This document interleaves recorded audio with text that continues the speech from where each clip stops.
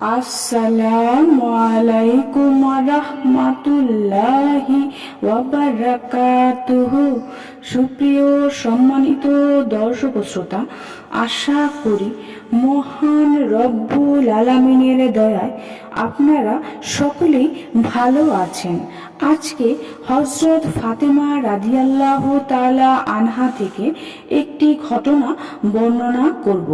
আশা করব ঘটনাটি শেষ পর্যন্ত শুনবেন। আর আজকের ঘটনার শিরোনাম হচ্ছে হযরত ফাতেমার তাসবিহ। আসুন আজকের ঘটনাটি শুরু করি। হযরত আলী রাদিয়াল্লাহু আনহু বলেন, রাসূল সাল্লাল্লাহু আলাইহি ওয়াসাল্লাম আমার সাথে ফাতেমার বিয়ে দিলেন। রাসূল সাল্লাল্লাহু আলাইহি ওয়াসাল্লাম ফাতেমার সাথে একটি চাদর, খেজুরের ছাল ভর্তি একটি চামড়ার গদি, দুটি চাক্কি, একটি মশক ও একটি কলসি পাঠান। হযরত আলী রাদিয়াল্লাহু আনহু বলেন, একদিন আমি ফাতেমাকে বললাম, কূপ থেকে পানি তুলতে তুলতে আমার বুক ব্যথা হয়ে গিয়েছে। তোমার পিতার অধীনে আল্লাহ তাআলা অনেক গোলামবাদী পাঠিয়েছেন, সুতরাং যাও, তুমি গিয়ে তার কাছ থেকে একজন খাদেম চেয়ে নিয়ে এসো। হযরত ফাতেমা রাদিয়াল্লাহু আনহা বললেন, আল্লাহর কসম, আমারও চাক্কি পিষতে পিষতে হাতে অনেক দাগ পড়ে গেছে। এরপর হযরত ফাতেমা রাদিয়াল্লাহু আনহা রাসূল সাল্লাল্লাহু আলাইহি ওয়াসাল্লামের খেদমতে হাজির হলেন। তাকে দেখে রাসূল সাল্লাল্লাহু আলাইহি ওয়াসাল্লাম জিজ্ঞেস করলেন, হে ফাতেমা, তুমি কেন এসেছো? তিনি বললেন, আপনাকে সালাম করতে এসেছি। এরপর তিনি এভাবে কিছু না বলেই ফিরে এলেন। হযরত আলী রাদিয়াল্লাহু আনহু তাকে জিজ্ঞেস করলেন, তোমার কি হয়েছে? হযরত ফাতেমা রাদিয়াল্লাহু আনহা বললেন, আমি লজ্জায় রাসূল সাল্লাল্লাহু আলাইহি ওয়াসাল্লামের কাছে কিছুই বলতে পারিনি। হযরত আলী রাদিয়াল্লাহু আনহু বলেন, এরপর আমরা দুজনে একসঙ্গে রাসূলের খেদমতে গেলাম। আমি রাসূল সাল্লাল্লাহু আলাইহি ওয়াসাল্লামকে বললাম, হে আল্লাহর রাসূল, কূপ হতে পানি তুলতে তুলতে আমার বুক ব্যথা হয়ে গেছে। হযরত ফাতেমা রাদিয়াল্লাহু আনহা বললেন, চাক্কি পিষতে পিষতে আমার হাতে দাগ পড়ে গেছে। আল্লাহ তাআলা আপনার কাছে বন্দীদের পাঠিয়েছেন, কিছুটা সচ্ছলতা দান করেছেন। সুতরাং আপনি যদি আমাদেরকে সেখান থেকে একজন খাদেম দিতেন তাহলে আমাদের জন্য ভালো হতো। রাসূল সাল্লাল্লাহু আলাইহি ওয়াসাল্লাম বললেন, আল্লাহর কসম, সুফার অধিবাসীরা কঠিন দীনতার সাথে বসবাস করছে।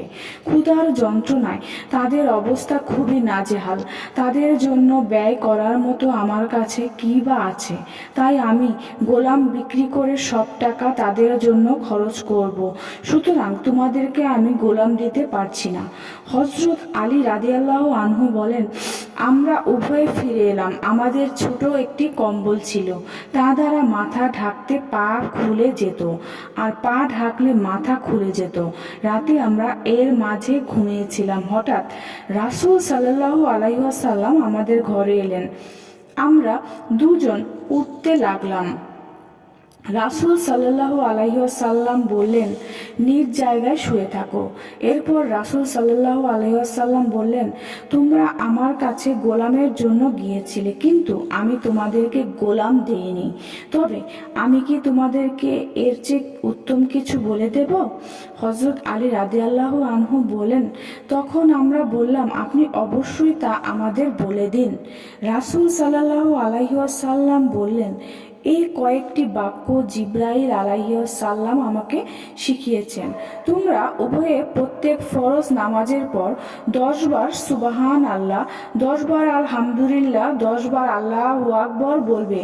আর যখন বিছানায় শুয়ে পড়বে তখন 33 বার সুবহান আল্লাহ, 33 বার আলহামদুলিল্লাহ, 34 বার আল্লাহু আকবার বলবে। এরপর হযরত আলী রাদিয়াল্লাহু আনহু বলেন, আল্লাহর কসম, সে যেদিন থেকে আমি রাসূল সাল্লাল্লাহু আলাইহি ওয়াসাল্লামের কাছ থেকে উক্ত তাসবিহগুলো শুনেছি, সেদিন থেকে আর কখনো তা ছাড়িনি। সুপ্রিয় সম্মানিত দর্শক শ্রোতা, ঘটনাটি আজকে এই পর্যন্তই। ঘটনাটি যদি ভালো লেগে থাকে অবশ্যই চ্যানেলটি সাবস্ক্রাইব করবেন, লাইক করবেন, কমেন্ট করবেন এবং বেশি বেশি শেয়ার করে দিবেন। সবাই ভালো থাকবেন। আল্লাহ হাফেজ।